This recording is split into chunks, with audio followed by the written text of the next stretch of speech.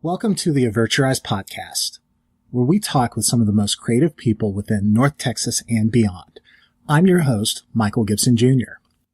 We have a sponsor. This episode of the Avert Your Eyes Podcast is sponsored by Buy You a Box. At Buy You a Box, they make entertaining easy by delivering authentic Cajun-themed parties filled with food, decor, and more right to your door. You can shop for your party in a box by visiting BuyYouABox.com. That's BAYOUABOX.com. And right now, Buy You a Box is giving away a free party box just for the Avert Your Eyes podcast listeners. So from now until February 17th, like the Avert Your Eyes Facebook page and also the pin post about the giveaway at the top of the page. And that's it. You're in the drawing. So buy you a box and laissez le bon temps rouler. Let the good times roll. I want to take a moment to thank everyone that came out recently to the Denton Black Film Festival. I had a blast meeting all the festival goers. I also had a blast doing the Q&A with Eddie Harris. He was the writer of the opening night's film Steps, and all the panels, the movies, etc. I'm so excited. I can't wait until next year's film festival. Now, without further ado, on to this episode. This episode's guest is Rachel Parrott. Not only is she a teacher, she does arts and crafts in her off time, but also, most importantly, she is a dear friend of mine. We met back in high school and have remained friends ever since. We used to carpool to and from college together when we were attending UNT. I was working on my radio, television, and film degree. She was studying for education, and she's teaching now at my old elementary school, which is amazing. I've been back to visit and to talk to her kids about what I do for work in television, but it's even more amazing knowing the love that her students and fellow educators have for her, and to know that she's making such an impact. She's been one of the truest friends in my corner that I can without a doubt know believed in me.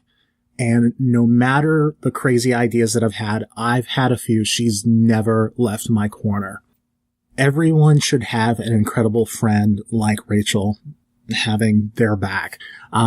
If you've seen me out and about doing photography at events, sporting that Ewok hat, she actually crocheted that for me. We've stayed together through thick and thin, and even though we've both been busy, we pick up right where we left off without skipping a beat when we get together. We discuss the changes she's seen as a teacher through the years, balancing home life and work life, and so much more on episode 25 of the Avert Your Eyes Podcast. Consider yourself warned. So, how are you? I'm good. It's been a while. Yeah, I know it's been a while.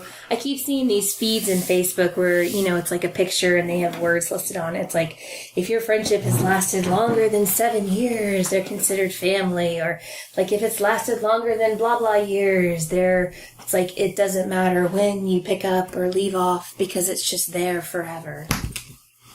It's just true. We met in high school, and you came in, what was that, sophomore year? And it was that halfway through my freshman year. I moved and I started in January of 96. I'm like, sorry. Yeah. So yeah, I came in January of my freshman year. And I had moved over from Louisiana. So I had finished the semester in Louisiana. And when I got here, it was completely different because I went from having 8 classes because the high school that I went to ended up having a block schedule. So I had to figure out what that was, where it's like 4 classes for half of the semester and then another 4 classes the other half of the semester, and then the semester didn't end. So when I came here, it's like I had to spend 2 weeks in some random class that the grades didn't count. It was interesting, but then I figured it out. So.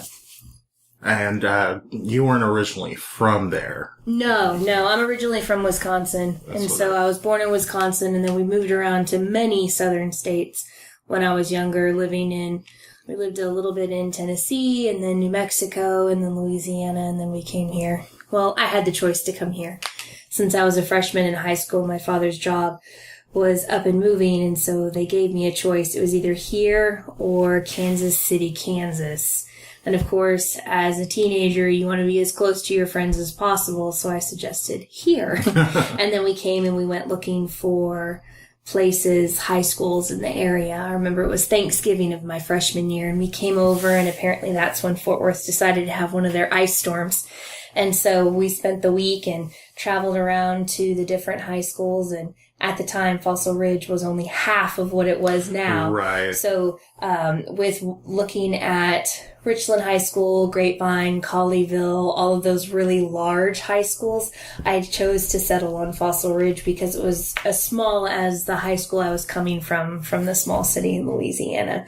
Needless to say, within the next year, the school doubled in size. They went on ahead and added on. So it was kind of like, ka-chow, a huge explosion. And then there was that culture shock too, coming from Louisiana, where part of our curriculum is French. French is something that's just kind of ingrained. I remember when I first moved to Louisiana, I was in 5th grade, and I remember sitting there, and it was right after math class, and then all of a sudden, Madame or, whoever she was comes in, and the whole class is speaking French, and I'm just like, what is this? And then just realizing that that's the culture in the state. And so then coming over here, it was, well, I don't know if we're going to still have that or not. And it wasn't. And so it was like, oh, okay. And then as well, just as an adult now, knowing that there are some other states that are further behind education-wise, and Texas is more of like that leading, pioneering, more expectations, more rigor. Yeah, I had to quickly step up my game. And speaking of education, you are a teacher. Yes, I am a teacher. I happen to be a local teacher to the DFW area. So I'm a 2nd grade teacher. So I have 7 and 8-year-olds in my classroom, which is great because they come in as little itty bitties and they get to leave as little biggers. 2nd grade is a wonderful grade. It's just that continuation of 1st grade, where 1st grade was very much, hardcore. Let's learn how to read. Let's learn those sounds.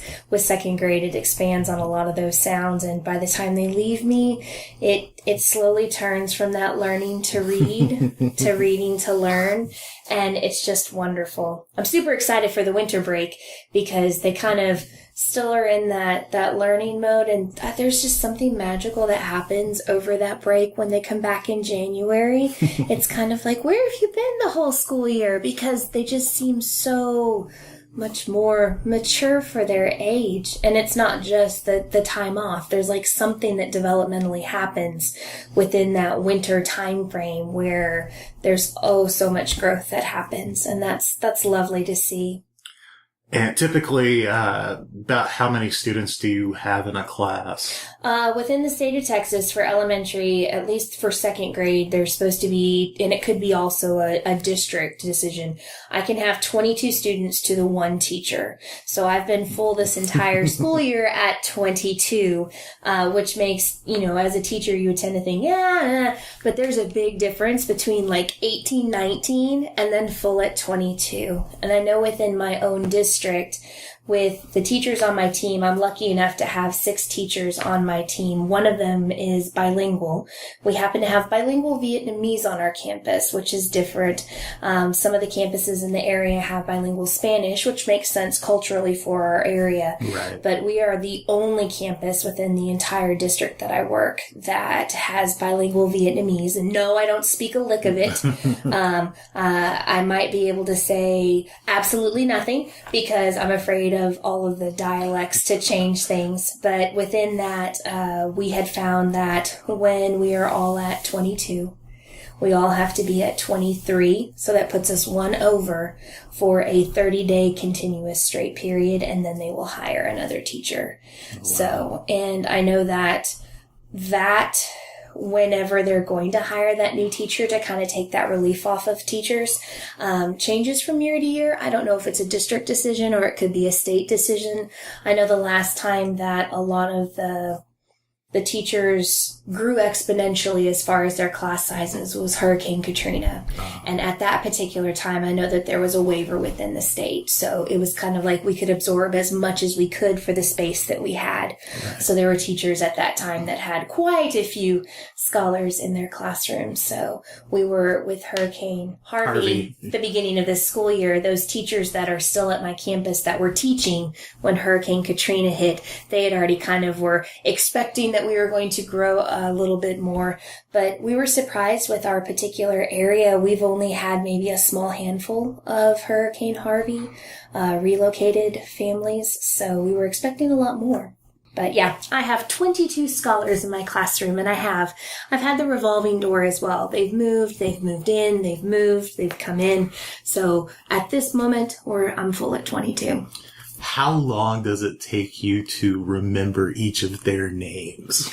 A lot of the times it just depends on the year and the uniqueness of their names. Sometimes, because I am lucky enough to have been on the campus for 13 years, I know a lot of the families. I know how the families kind of flow through.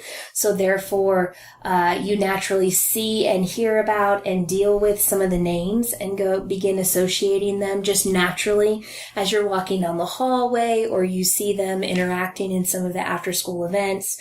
So if I'm lucky enough to have a lot of those particular students in my room, then the names kind of come rather quickly.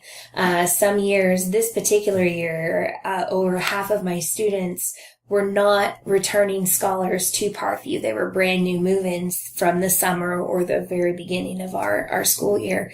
And so it just takes time. It truthfully does. You sometimes come up with, I don't want to say nicknames, but ways to remember some of their names, whether it be like, oh, that's a name for a flower, or, oh, wait a minute, this particular section of the middle part of the name doesn't make its usual sound. Let's like, this is a rule breaker, and you think back to phonics, it's like, this name does not fit. So memorizing the names, a lot of the times I try to address the scholars by that. So when I call on them, I use their name. So that way it kind of helps solidify this face and this name, kind of go together. There's always that, at the very beginning of the school year, the accidental calling of the wrong name. Just like they accidentally call me the wrong name, it's at the beginning, it's like teacher, or miss. And then they finally, figure out my name. And then about halfway through the school year, it accidentally turns into mom or grandma. And so you've really made that connection with that kid when they blur that line and just accidentally call you that.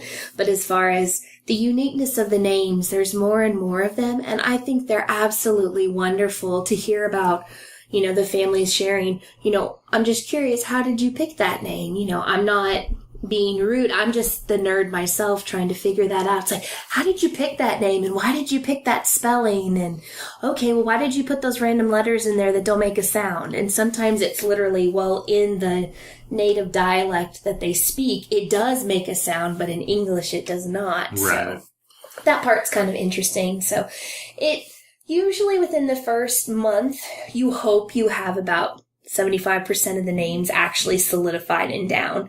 By about halfway through the year, it just becomes nonchalant, and then you quickly learn them. And then as your new ones move in and out, those, of course, you pick up very quickly because it's just one or two occasionally.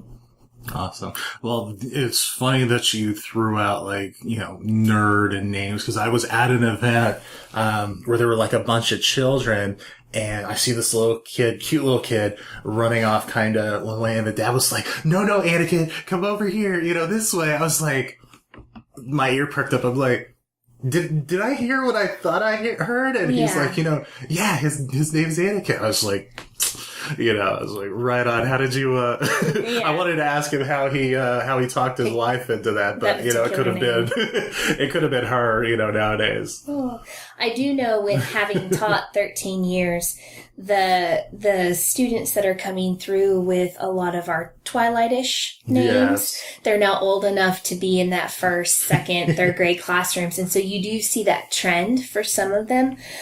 So there always are those trends, but there are more and more unique names coming out that are spelled very uniquely. And some of them, truthfully, you wonder as a teacher, why did you put that letter combination together? And others, it's just like, okay, I'm just going to have to figure out that there's like 5 consonants before there's a vowel, and in English that just doesn't work phonetically, but that's okay. You work it out and you deal with it. What was it that drew you to becoming a teacher? Honestly, when I went to college, I had to put myself through. So I knew I wanted to do something that I could finish the education quickly as far as college was concerned and then get into the field. But I was such a science nerd growing up that it was like I was either one of 2 things. I really liked kids. I had babysat all the time, really enjoyed that whole kind of nannying for some of the kids on my street when I was growing up in high school. And then it was like science nerd over here. So it was like, okay, going to college. I picked a campus that had 2 great paths for me. Figured I would get my basics out of the way and then figure out which path. It was either going to be in education or I was going to be a nuclear engineer. Like there was no other path to go. It was like one or the other. So as going through school and figuring out, kind of from some of the classes, I dabbled in more of the specifics for the science. And of course that drew me in because it's very linear, literal. I'm a math nerd as well. So it's like that would just be wonderful because I could calculate numbers all day long. But then over in the education part of it, with the University of North Texas, which is where I got my degree, with them being so focused like on education to begin with. Right. They have the education center there. They have kids. The classes started to where you got to work with some of the children that were in that particular program, and just seeing that over time, even if it was a short time, the difference that I hope I made, it's like the difference in the child or the growth that that child had was just so significant. It was like, okay, this is where I'm headed.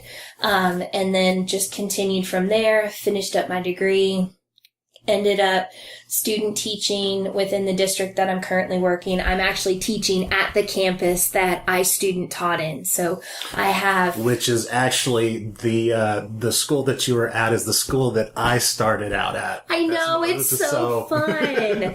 And so, yes, student teaching there and then finally getting hired on for my own classroom that following fall, since the education program graduates in December from college.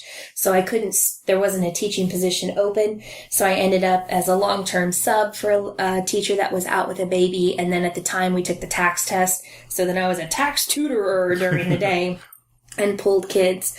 And then once getting hired on, it was really nice because the school that I teach at, actually, it's in the feeder pattern of where you and I graduated high school from. Yes. So if the children don't move out of that particular feeder pattern, they get to attend the high school that you and I graduated from, which that part is really nice, knowing that I'm putting back something that is going to make a difference, and yet still hopefully the high school and stuff has the same impact. And then yes, going to the lovely library and getting to dig out those old black and white yearbooks that they have from the beginning of the school and just kind of seeing, okay, I remember, these people in my high school senior class. Let's see if any of them went to Parkview. And then coming back and finding out that not just you, but your whole family happened to go through that school, and that there are even some teachers that are still there teaching that had you or members of your family. Yes. Yeah, I loved that school. I loved that school district. It was just an amazing time and, opportunity and stuff, for education and stuff. And I'm sure you've seen that things have changed through the years. Yes. Like, being somebody that, even though you may not have gone all the way through, mm-hmm. and now that you're on the other side of it, like, how kind of have you seen things change? Well, I know when you and I graduated high school, there were only 2 high schools within the district. Yes. And there were a small handful of elementaries that were well scattered around the district. This current school year, there are 23 elementary schools, a plethora of intermediate and middle schools, and then there are 4 high schools, 5 if you include the alternative school. And just knowing how large those high schools are to begin with, that even, the 2 newest ones, just thinking to when our high school was built, it was kind of small, and then there was the huge addition that was added on. They start off as monsters. Right. And just knowing that the amount of housing that's already in the area for them to pull from. I know with a lot of the new elementary schools that opened up, they're already full. There's enough teachers to cover all the classrooms. There's enough students for the enrollment that they're full, and not necessarily bursting at the seams, but they are full. And just realizing it was like, oh, well, that was an area that had cattle on it for the longest time, and now there's a school. Yeah. And then knowing some kind of inner workings. Before finishing college, I worked for Acme Brick Company. And a funny story is they are the ones that supply the brick for the campuses. So they have the plans and stuff in the commercial department, because there's just the regular homeowner, the residential side of things. But then the commercial department was, where they do buildings and schools and stuff. And just knowing that, yes, I might have been a file clerk. Yes, I might have worked on the engraved brick program, which there's evidence on our high school that they used that particular program at some point in time for those fun pavers that have, the names etched on them. And know kind of how I'm sort of kind of connected to so many things is nice in the area, especially having grown up where we're up and moving every so many years, that it's like it's been long enough to see, wow, how the area changes, whether it's the school districts or even just, the land being bought up and then developed, and whether it's changed for good or bad, just seeing how things that I'm doing are actually impacting the area. How do you see the change as far as technology going? Oh my goodness. When I first started, well, let's put it back to the classroom, because I think that's the easiest way to tell. Right. When I first started teaching, there was a phone on the wall. There was an overhead projector, one of the big boxes with the lights that got really, really hot, and the mirror on the top that projected on to something. Normally it was a pull-down screen. And at that time, the teachers might have had a stand-up desktop computer with the tower and the monitor and a keyboard and a mouse. And that was about it. Whereas you fast forward, and in my current classroom, we not only have a projector in the ceiling, the projector itself works with our Promethean board, which is a smartboard technology. Smartboard is its own brand name. Promethean is its brand name. So there's that digital piece where they can use a stylus, and you can put up different things, whether it's a program or a picture or who knows, pretty much anything, something under your document camera. We'll get to that. And so, but you can write on it and doodle on it and manipulate that particular piece. The phones are now more flexible. They're attached to the teacher's docking station, just with that lovely Ethernet cable. But still, you can get cables of different length then and kind of put it where you need to. The teachers themselves have laptops. Our campus has personally purchased wireless mice and keyboards for us, so that way we can be more mobile in our classrooms and not necessarily stuck, at the digital port in the wall. You got the Wi-Fi that runs pretty much almost anything. As far as the students are concerned, some of us still have the desktop computers in our classrooms, a few of them for students to use. They're, no offense, slow as snails, but once again, technology is evolving. We have laptops, there's netbooks, we have iPads, there's Chromebooks. There's so much technology available to either check out or borrow and share within our school that I know our district itself is a bring your own device district, with the exception of elementary. I know when they rolled out the bring your own device, they were struggling with how to write a contract that a kindergartner and a fourth grader, since fourth grade ends our elementary level, that they would be able to understand digitally. Whereas like high school, it was like, here, all high school scholars have to abide by this contract, or middle school, here's this contract, intermediate, 5th and 6th grade, here's this contract. So we still aren't there yet for that bring your own device. I know with my particular campus, I'd be curious to see how that would work. We're a Title I campus, so over half of our population lives at or below the poverty line. Yeah.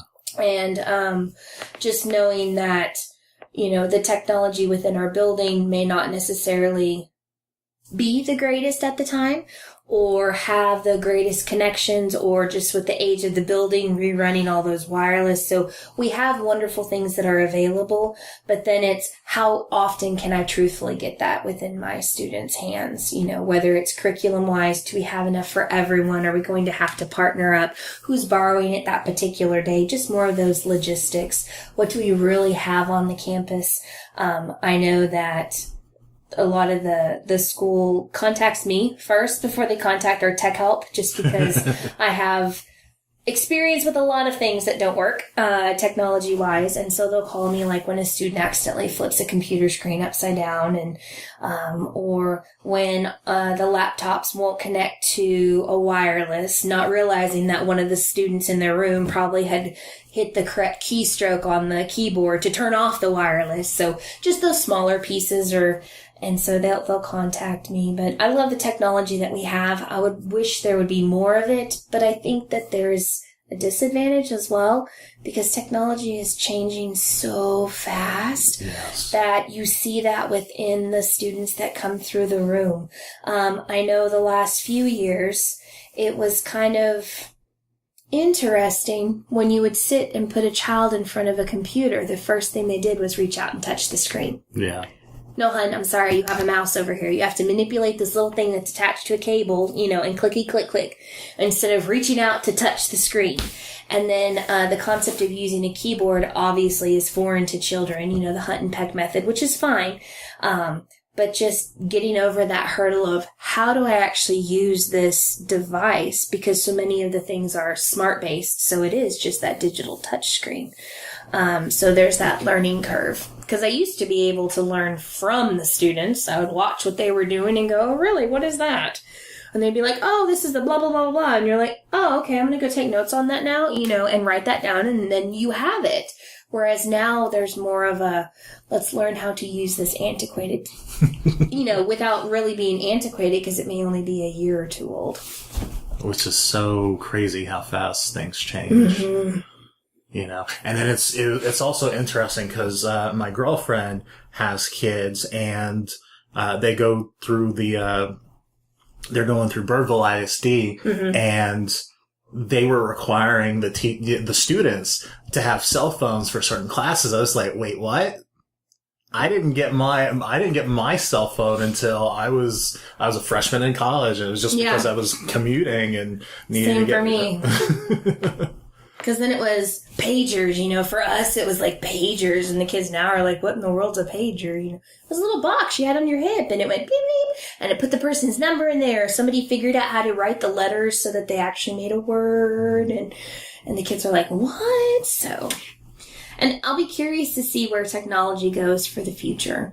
I know just scrolling through or reading educational blogs, whatnot out there are some campuses that are truthfully just technology, you know, integrated with cool stand-up tables that are actual screens, and so they can manipulate and throw up, and the devices talk to each other as like kind of like AirPlay, I guess you would consider, for the iDevices. Sorry, Android users, I'm not very friendly with them. And so just knowing that there's a piece of that would be so beneficial to our classroom, but I know for myself, the infrastructure of the school would not allow for that right now. There would have to be a lot of rewiring and allowing things to, you know, be at the speed that it would need to. But then it comes back to older schools have lots of wood, not particle board, but true wood, and wood is an insulator. And so when you come to those lovely Wi-Fi, you know, frequencies, even in my own house, we have this wonderful 1980s, not the 70s wood paneling, but the 80s wood paneling that's like a 1/2 inch thick. And so we have to have boosters even within our own home because that wood paneling that makes up most of our living room just squashes those signals quickly. And so for campuses that are older that have like the solid wood cabinet doors, which I have, it's like they're an inch of solid wood. I can just imagine, how those particular signals bounce around the building. And I know we have boosters that were put into our rooms, but still, measuring the strength of that particular signal. And then what are you trying to do with it? Are you trying to connect to There's a whole technology like worm, kind of like Beetlejuice sometimes, the sandworms that come out and grab things. Let's see here. What kind of a student were you in high school? When I was in high school, when I first started high school, obviously I lived in another state, so the expectations were kind of different. There was not a push for excellence. It was more of a let's just finish. So I know myself, I tried to do the best that I could, but it really was, truthfully, teenager brain. Friends are important, studies are not. Right. And moving here halfway through my freshman year, where the whole energy of the school was completely different. There you could feel that push, just not necessarily from your peers, but just the whole building, like everybody involved in the building wanted you to do your best no matter what. And so that trickled out to, the friends and stuff that you would make. And it would be like, no, I have to go home and study. And you'd be like, wait a minute, time out. What? No, let's go get pizza and popcorn and go to the movies. And they're like, no, I really have to go home and study. So it built those bonds between people where it's like, okay, let's go study. So those networking groups and how people do work together for the common good. And so it was nice. When I graduated from Fossil Ridge, I was in the top 10%. And the only reason I wasn't higher was because my transcript that came with me from my first semester of my freshman year in high school, which, no offense, absolutely sucked. So it was like way down there, barely passing with D's, and I was able to completely turn that around. I was part of the band. Band was very important to me. That was also when I lived in the previous state, before we moved over. That had come through. Music was always something that was super important within my family. My mom sung in choirs at church, and then she ended up finding the women's barbershop, so the Sweet Adelines, 4-part women's barbershop, and she just took off with that. So there was always singing. My father couldn't carry a tune to save his life, so he just kind of stayed out of that. My brother inherited that particular singing gene, so he doesn't sing. But just, whether any kind of music, whether it was, Sundays at church or within the community. We also had this lovely thing growing up called One Television. It was in the living room. Oh. None of us, we didn't have any others. My family was very much, let's go to the library. We would max out our library cards every week, like 20-something picture books growing up, and then you'd bring them back the next week. We would have readathons and tents put up. I remember we were allowed 1 hour of television, and it could be whatever we wanted, but it was kind of like 1 hour of like your fun show that you really wanted to watch per week. And the rest of it, you could kind of watch what others were watching if you wanted to, but if not, you were kind of in your bedroom doing whatever you needed to. Reading books, making a tent, doing homework, listening to music, whatever. And so just naturally, my parents' favorite show in the world was either the news or the Lawrence Welk show. So those of you that are not familiar with Lawrence Welk, there were bubbles at the beginning, and then it was basically like the old 70s folk songs for the most part. The Osmonds and some of that. So it's like that old eclectic kind of musical style, the 1950s musicals, Singing in the Rain, West Side Story, any of that. That's what we grew up on. And so knowing it was like, yeah, I'm going to get to play an instrument, or yeah, I'm going to get to sing. So back to the type of student I was in high school, I was very much a band nerd. I know. What'd you play? I played flute, piccolo, occasionally oboe. That really didn't set well with me. And my embouchure, the way that your lips produce. So I stuck with flute and piccolo for the most part. I know our senior year, the band was able to go to state. For the first time, we made scores to be able to go to the state competition. So truthfully, my chemistry class, that particular time frame, because it was still block scheduling. So because of having all these extra things that the band was going to, I really don't remember my chemistry lesson, which threw me off when I got to college, trying to make those lovely balancing equations for chemicals and stuff. That was like really wish I would have been there, but... So between that and then just kind of you stick with the crowds that you have experience with, not on purpose, but you're with them all the time. Right. So I hung out with people that were in band, and the choir room was right next door, so I hung out with them, and some of the people that were more focused on their education just to begin with, whether it was in the classes you were taking. At the time, too, they had just introduced AP classes, that advanced placement stuff, or I think at the time they didn't call them advanced placement like they do now. They called them like honors classes. I think so. So I was kind of delving into that some places. Yeah. But all in all, truthfully, I was a straight arrow. I lived in a bubble at the time. Life happens when you get out of high school. So, there are things now I look back going, wow, I was really sheltered. But, I think that's for most people, though. They get out there, they get to experience it. Their families help shape them to be the best person that they could be, and then from there they go on. I remembered you being in band. I was a choir kid. Mm-hmm.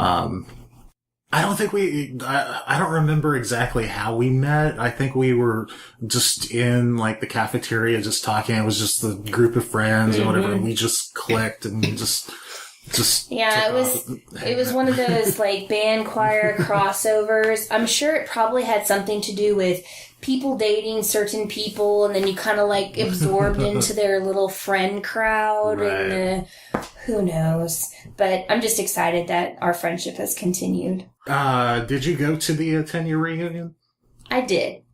You did not. I did not go. I had to think about that. I went to the 10-year band reunion. I did not go to the class reunion. I don't know what was going on at that time. It was probably me just being kind of stubborn and out there. Or who knows, it could have been, I was into teaching at the time, and that takes a lot of time and effort, and trying to figure out how to balance your work life with your home life, because so much of education as a teacher, you don't realize is behind the scenes. It's right. Not just between the time the students go to school and the time the students leave. There's so much of this extra. I truthfully think that was probably what it was, and I just didn't have that experience, Or I don't know, it could have been too... Because my husband also was in our graduating class together. Weird story how that all got connected. Or maybe he had something going on. Yeah, but no, I did not go to the 10-year class reunion. So since you bring up your husband, why don't you go ahead and how did y'all meet? Well, my husband and I met in high school. He was also a choir nerd. One of my best friends at the time, was also someone that was interested in him. He kind of ended up hanging around in one of our cliques, and I say clique because it's high school, you know what I mean by that. Right. In the friendship cliquey group that we were. And so my husband and I had gone on a date to the bowling alley, and, because that was the in thing. Came home that evening, ended up having this best friend break us up because she was more interested in him than I was, which you don't realize at the time because your brain is focused on else things. So we kind of drifted apart, and then fast forward many, many, many, many, many years later, my husband's best friend and my younger brother, who's 3.5 years younger. So when I was a senior, my brother was a freshman. So my husband's best friend and my brother's best friend happened to be the same person. So the three of them had been hanging out for years, truthfully, not even making the connection.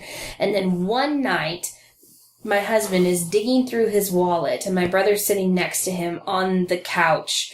And one of the pictures that I gave him when I was in high school, because you got the little wallets and you write the cute little message on the back and you handed them out to people that you cared for. Yeah. Whether it was, your girlfriends, you're like, oh, we're best friends forever. Some of the guys, And so my picture fell out of the wallet, and my brother picks up the picture off the floor going, what are you doing with a picture of my sister in your wallet?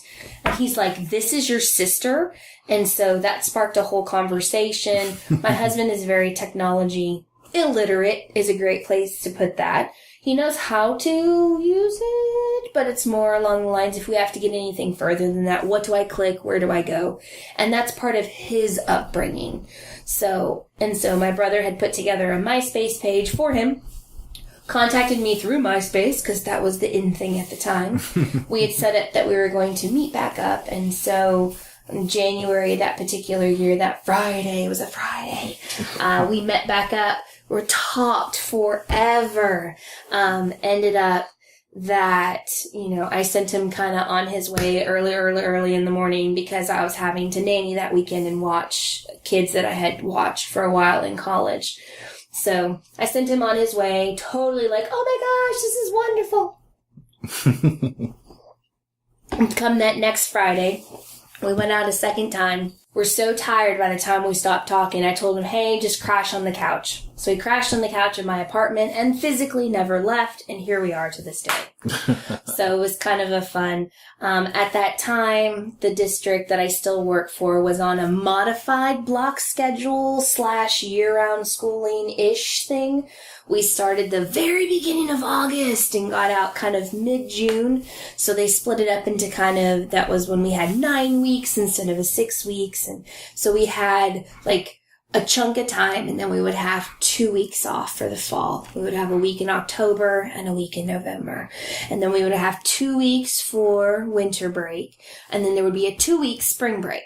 So it's kind of like that modified-ish schedule. So at that time, I was teaching second grade. Taught other grades, came back to second. That's where I am now. But my second graders, he was able to help out in the classroom a lot. So every break we would have, I'd find these 2 little piles on my desk. One pile was a little piece of paper that said yes, and the other pile was no. And the question was always the same. Are you going to come back from break at married? And so, of course, the pile for yeses finally got taller and taller. And so talking with my husband, we were just sitting there one night in the apartment. And so I think I looked at him because it was me that initiated it. And it was more of a, do you think you could put up with me for the rest of your life? And he's like, yeah, I think so. And then all of a sudden he's like, wait, are you proposing? And I was like, I think I am. And oh, okay. And he goes, yeah, all right, And so, ta-da! We were engaged. And so then that particular school year, it was such that it was a leap year. And so it was like, well, maybe. Let's see if we can do that. It's like knowing us and our history.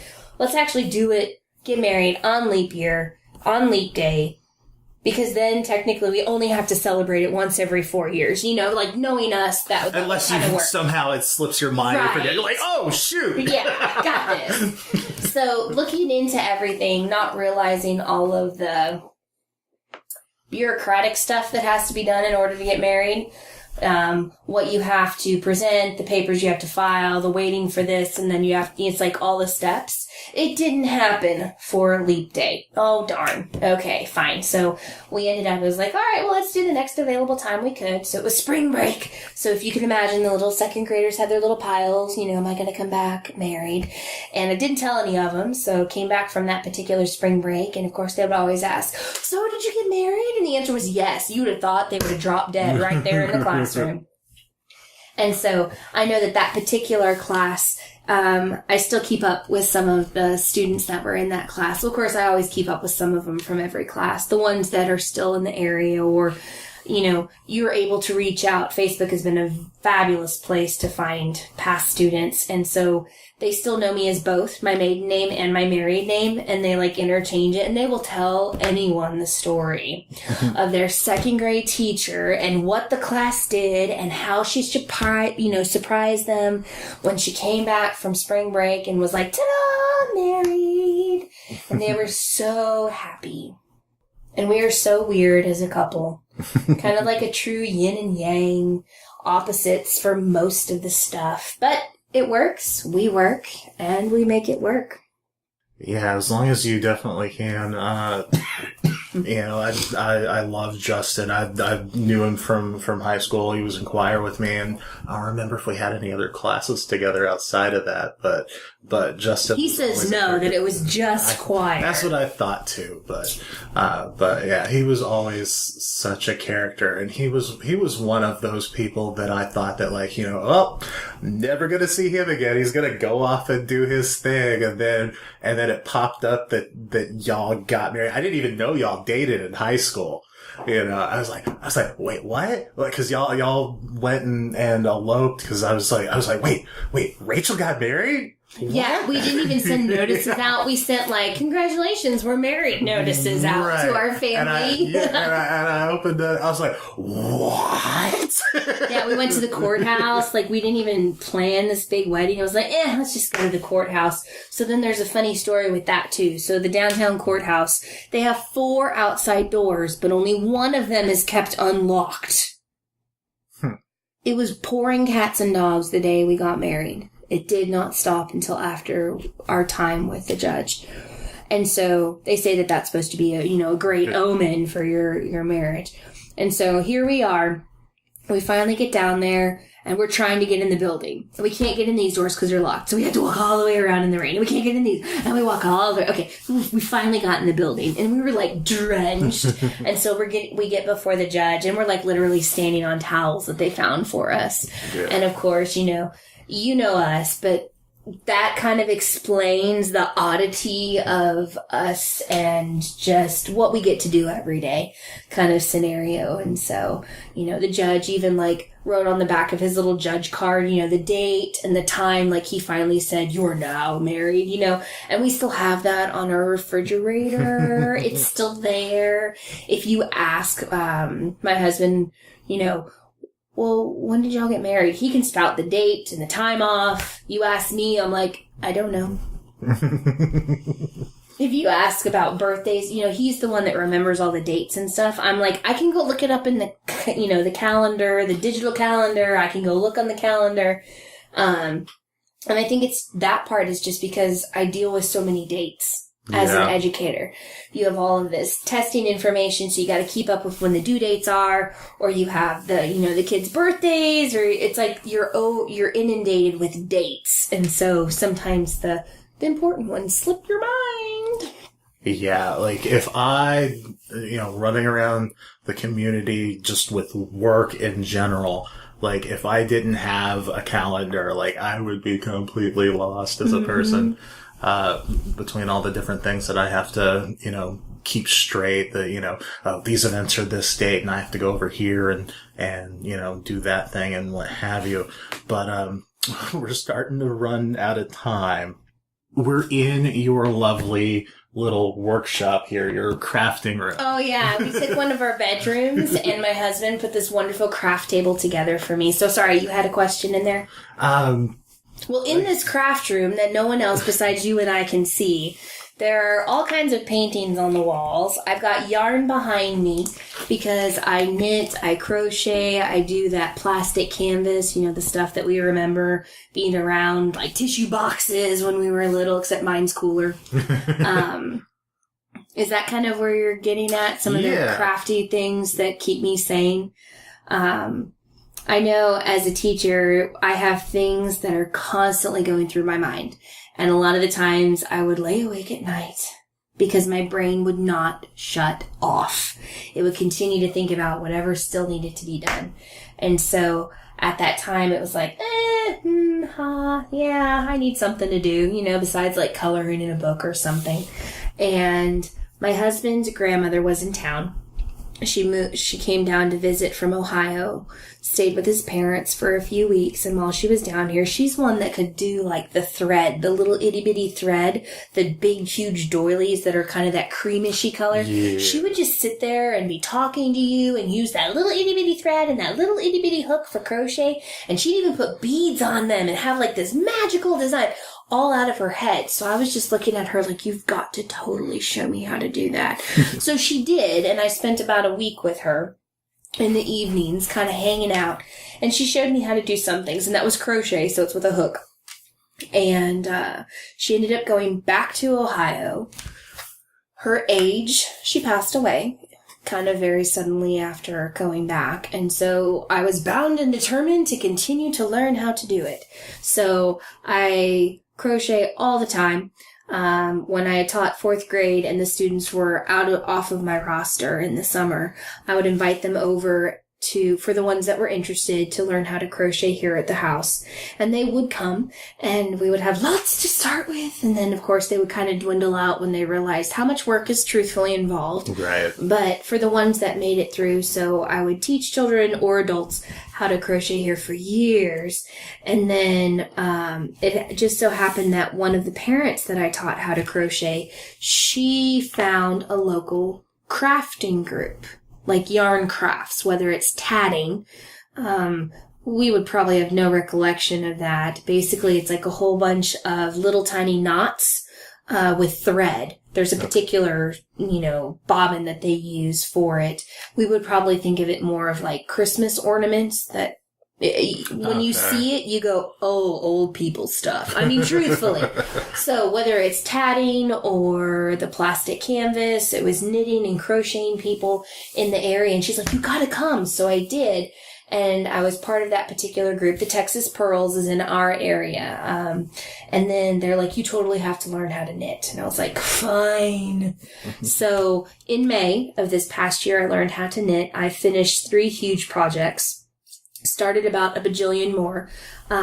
We call our works in progress the WIPs, the WIPs, or sometimes you have collections of UFOs, unfinished objects.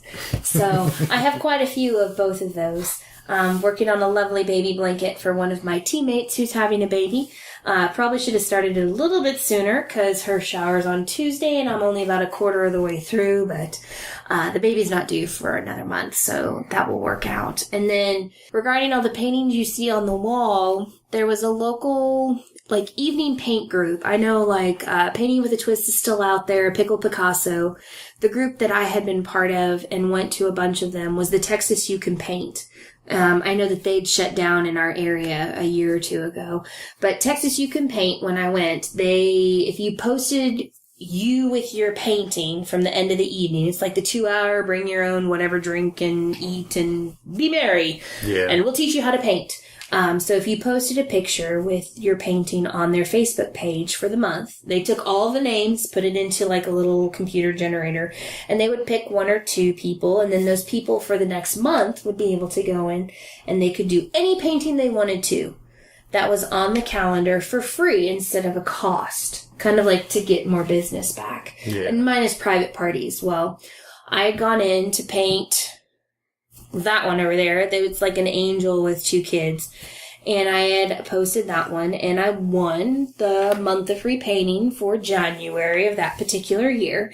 And most people might use 1 or 2. They come back for 1 or 2 of the paintings. That particular month, they came back for 33 of them. Oh, wow. So I decided to utilize the time that I had because it was an opportunity to go and learn, because every time you would have a new instructor, which means new keys, new clues, new teaching. How do you do this? So I went back, and there were even some Saturdays they would do a kids one in the morning, and then they would have one midday, one late afternoon, one in the evening. So I was there from open to close. The back of my vehicle was full of the paintings, and it just allowed me to learn so much. And then now I just paint for fun. Or I know my team was let's do a painting together and you can teach us. And I was like, okay, sure. So it's more of a relaxing for me. I know that I knit and crochet kind of back and forth every evening because it allows my brain to focus on that and nothing else. Yeah. So it's kind of like that wash, that kind of, woosah, let's go to bed kind of thing. And then who knows what other crafts, whether it's like a digital craft or, coloring, or if it's any kind of things regarding like shading stuff. No, I have to go to my husband who has that artistic background. He can do more of that. But otherwise, yeah, in like every little nook and cranny in here, you'll find something related to a craft of some point. And then, one of the ladies from the group, the Texas Pearls, had referenced that, with a lot of the shows that are out there now on television, is that post-apocalyptic stuff is kind of what mainstream people watch, for the most part. And so it's like, knitting and crocheting will always be a post-apocalyptic skill, and it is. I mean, you can make pretty much whatever out of it, clothing, whatnot, and so I can see where that would be, and it's just kind of a funny ha-ha. But then realizing, too, that people within that group are they're not as young as me. And not that I am a youngin' by any means, but it just seems that there are some crafts, fine arts, if you want to call it, that are very much not part of the younger generations, whether the younger generations are not interested or the younger generations have not been exposed to it. Right. Or truthfully, society just that's not where they're headed.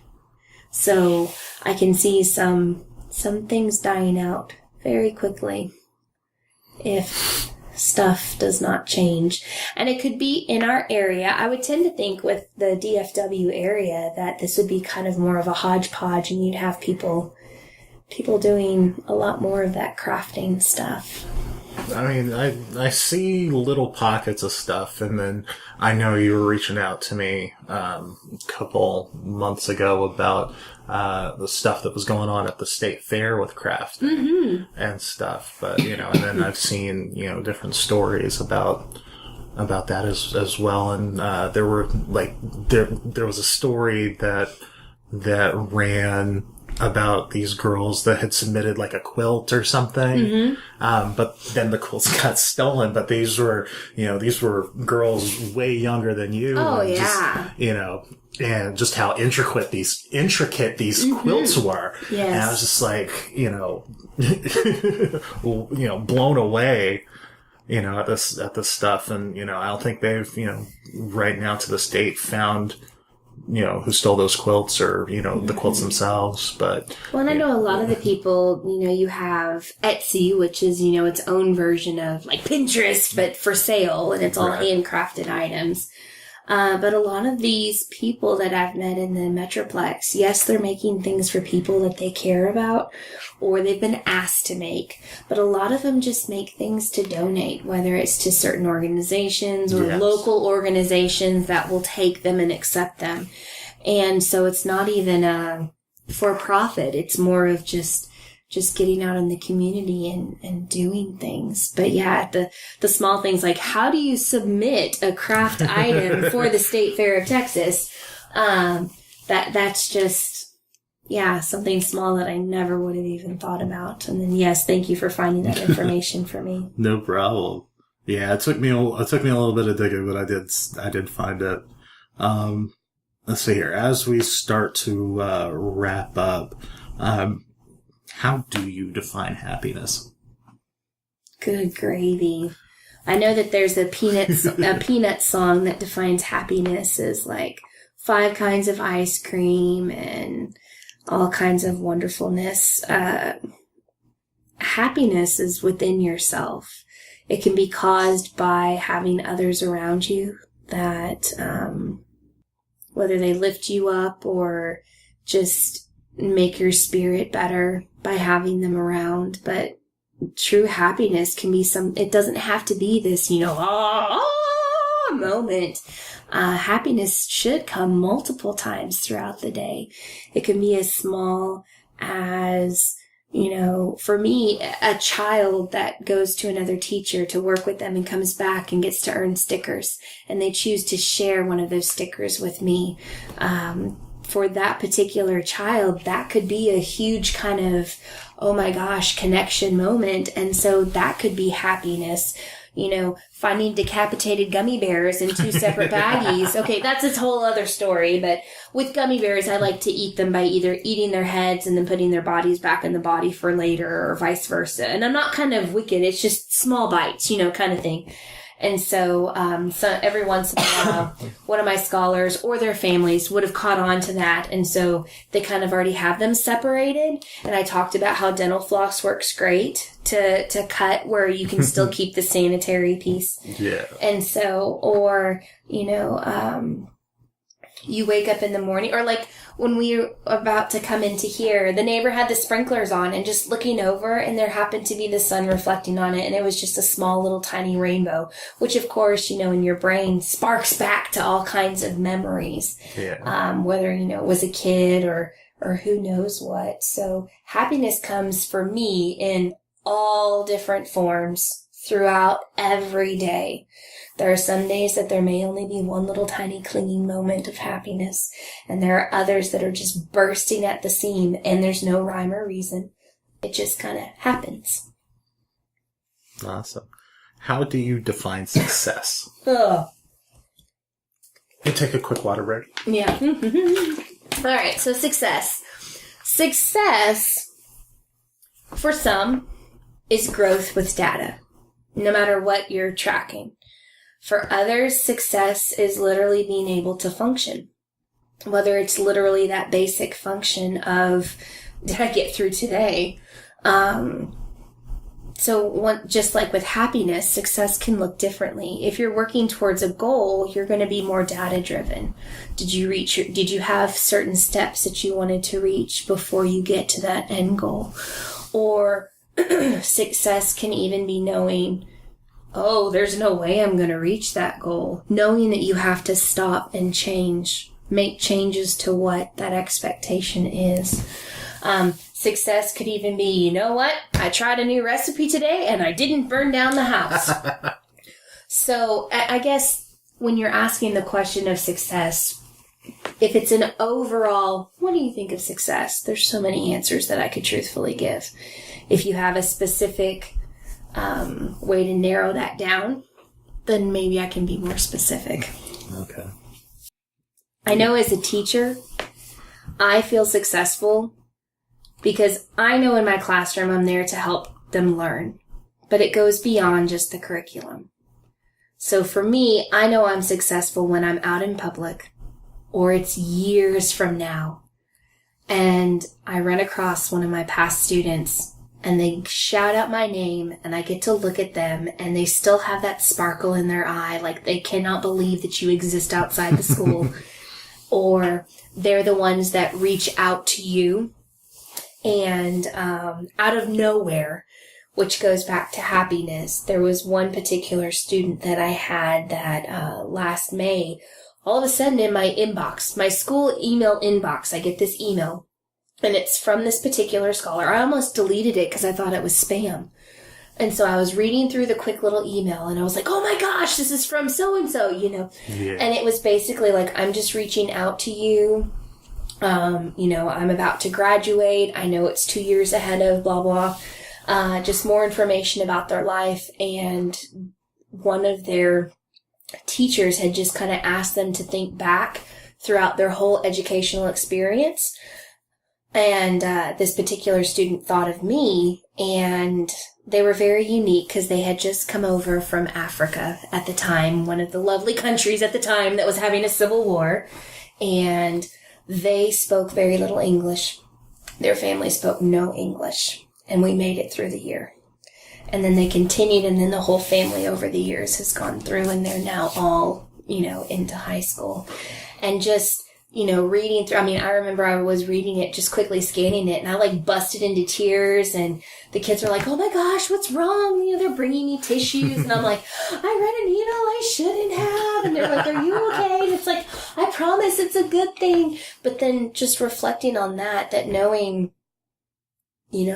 that you've made that connection or made that difference. And I've been here long enough, and I've been within the school long enough to see that. Last year, my first class ever of second graders graduated. Wow. Oh, I was bawling as they were walking across the stage for, their graduation, but it was worth it. And then, even today I had gone out to breakfast with my husband, and we're about to leave, and a child who is not in my classroom but apparently knows who I am comes in, that sparkle in their eye. They're so excited to see you. And the parents are kind of like, who is this person? And that child turns around and can rattle off all this stuff, and it has nothing to do with education. It's all the connections that you're able to make. Yeah. That's amazing.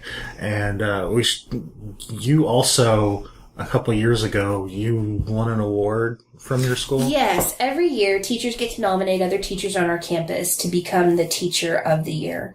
And so back in the 2013-14 school year, the teachers on my campus nominated me, and I was one of the finalists. And then I actually was for our particular school that year. I was the Teacher of the Year. And so then within the district, every year, all of the individual teachers fill out paperwork and get interviewed by the district. And then that's how our district ends up picking an elementary and a higher education Teacher of the Year. But I was so thrilled that I was just even considered for our particular campus that year. Obviously, I didn't get far in the other process because I knew a lot of the other teachers that had been chosen from their campuses, and their stories are way much cooler than mine. So, but yeah, that was fun, and that's something that will always live with me. And the children that were in my classroom that particular year were very kind and very sweet, and they knew about it before I did. And so and at that time I was teaching 4th grade, so older kids, they had already put together this is why my teacher should be Teacher of the Year writings, and I still have those. And every once in a while, I'll just kind of flip back through them and just, smile, because some of them are very sincere and serious, and others are way out there. So yeah, that was a fun experience. I don't know if I will be lucky enough to ever have that nomination again. I know that just from experience, a lot of the times, the longer you stay on a particular campus, people kind of just naturally know who you are. They know, and you become part of the hidden culture at that school. Yeah. And that's fine with me. That's absolutely fine with me. That they would associate my name with that school as a permanent fixture. Awesome. Well, what would you tell somebody wanting to take up teaching as a profession? Truthfully, and right now, I would say run far, far away. And not rudely. There's even within the 13 years that I've been teaching, it has changed so much. The requirements and what's expected of us have changed, whether it's been national programs that have been put in place that then are, required by our state. The state has made changes on what we are doing. Your individual district, sometimes your individual campus has made changes. There's a lot less teaching and a lot more paperwork, deadlines, dates, back to dates kind of thing. It's one of those things, if you truthfully think that this is your calling, know that, yes, you will be teaching, but you will be having to do a lot more. Within our field, naturally, if you can make it 5 years, many places consider you a veteran and a lifer. Wow. Because there's so many teachers that get into it and they cannot handle what is thrown at them.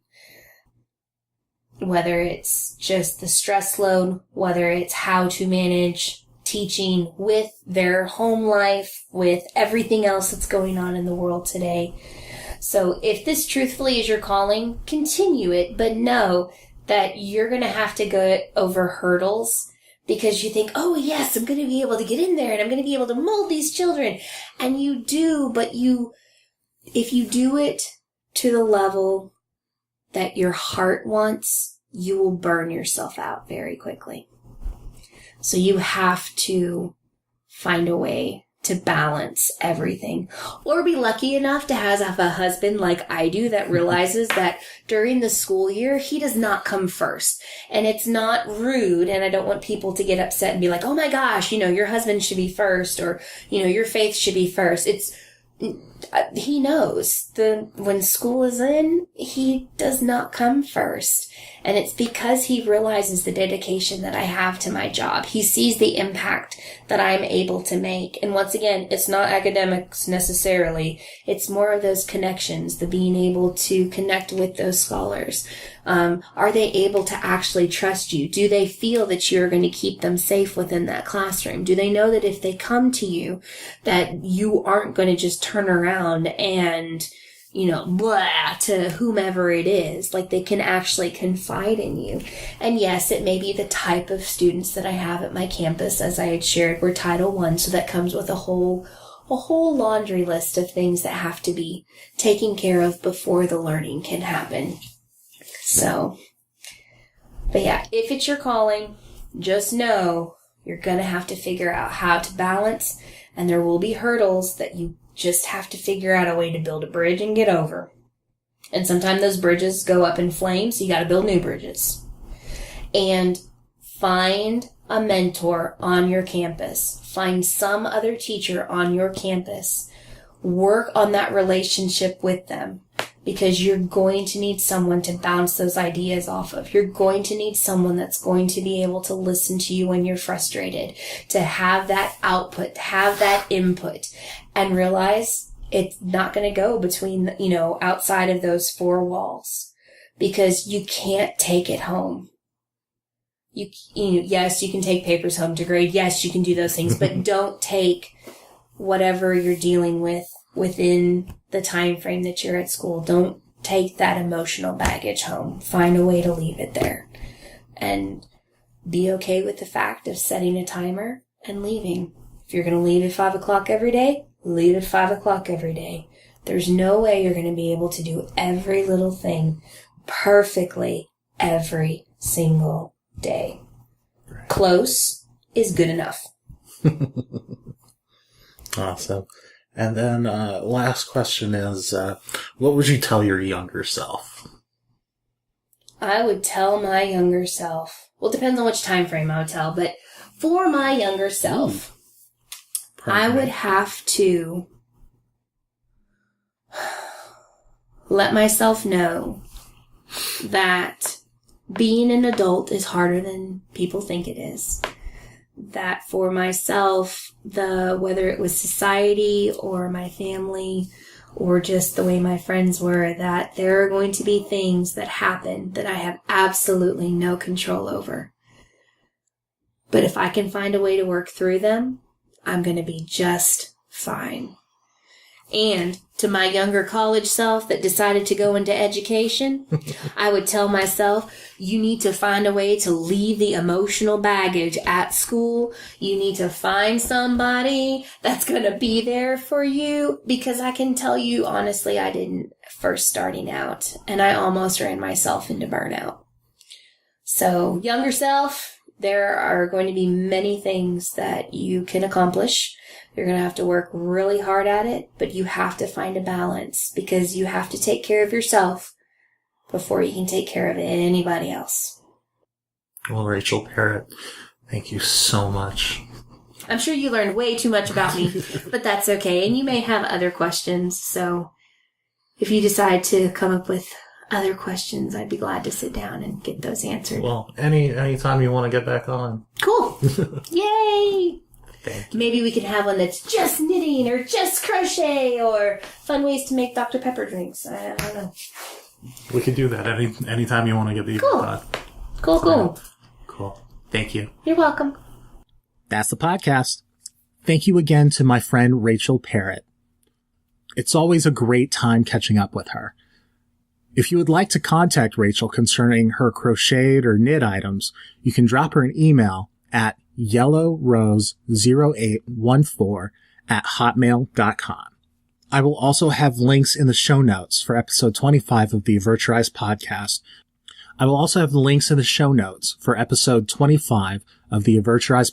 Which you can easily find by visiting the website avertyoureyespod.com. There you'll find everything you need to subscribe to the podcast with links to Apple Podcasts, Stitcher, Twitter, and Facebook. And don't forget to leave a comment or review. Thank you so much again for listening. I'm Michael Gibson Jr., and until next time on the Avert Your Eyes podcast, consider yourself warned.